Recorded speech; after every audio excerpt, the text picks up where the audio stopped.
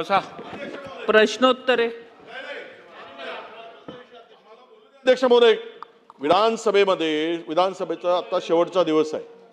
काल झालेल्या प्रकारावर जर इथे आपण आपल्या भावना आणि वस्तुस्थिती मांडली नाही आणि न्यायाची अपेक्षा आपल्याकडून करणार नाही तर कुणाकडून करायची? अध्यक्ष महोदय, काल आपण बोलताना या पवित्र सभागृहामध्ये सांगितलं की महाराष्ट्राच्या विधानसभेचं नावलौकिक विधानसभेच्या कामकाजाच्या संदर्भात आणि एकूणच विधानसभेचं पावित्र्य या संदर्भात आपण काल वक्तव्य केलं. अध्यक्ष महोदय, काल इथे अंतिम आठवडा प्रस्तावानंतर याच सभागृहाच्या लॉबीमध्ये पायऱ्याच्या आसपास जी घटना झाली त्यामुळे संपूर्ण देशात नाही तर देशाबाहेरही महाराष्ट्राची बदनामी झाली.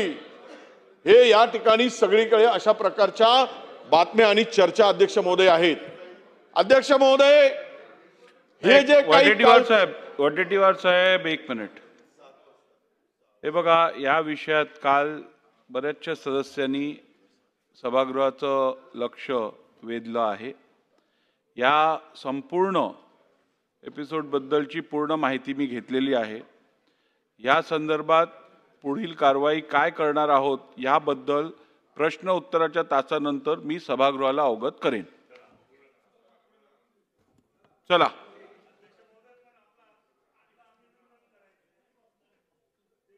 आज मोकळा श्वास घेत घेत आम्हाला आसनापर्यंत आता आलं. म्हणजे आपण जर मनात आणलं तर ही जी काही गर्दी आहे ती गर्दी हटवू शकता. मला आपल्याला विनंती करायची आहे की जेव्हा जेव्हा अधिवेशन असेल तेव्हा बिलकुल अशा शिस्तीनं कोणालाही आतमध्ये प्रवेश देण्याची गरज नाही.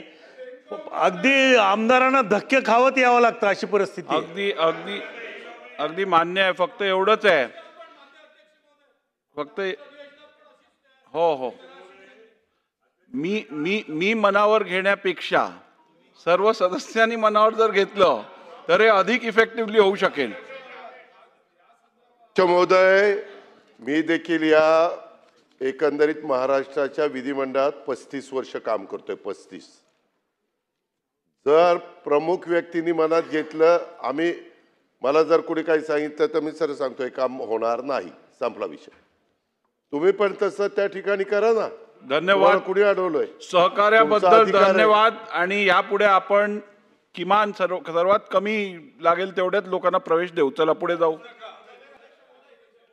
प्रश्न क्रमांक 1. अध्यक्ष महोदय, प्रश्न क्रमांक 10,098. अध्यक्ष महोदय, माझी एकच विनंती आहे. माननीय अजितदादा म्हटले त्याप्रमाणे आपण इतकी भिडस्त का होत आहे? आपण करेक्ट राहावा की बाबा ज्यांना ऑफिशियली मंत्र्यांनी सांगितलं या मीटिंगसाठी एवढे आलेत, मंत्र्यांचं अधिकृत पत्र आलं, तेवढेच तुम्ही अलाव करा. आणि मला वाटतं एका आमदाराने आपण प्रश्नोत्तराचा तास संपल्यानंतर या विषयात मी या संबंधित सगळ्या घोषणा करणार आहे. राज्यपाल महोदयांनी आम्हाला बोलवले, तिकडून परत आल्यावर पाहिजे तर करू.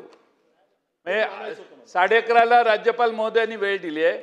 आम्ही तिथनं झाल्यानंतर 12:30ला. ठीक आहे. कालच्या झालेल्या घटना संदर्भात मी दुपारी 1:30 वाजता पुढची घोषणा करीन.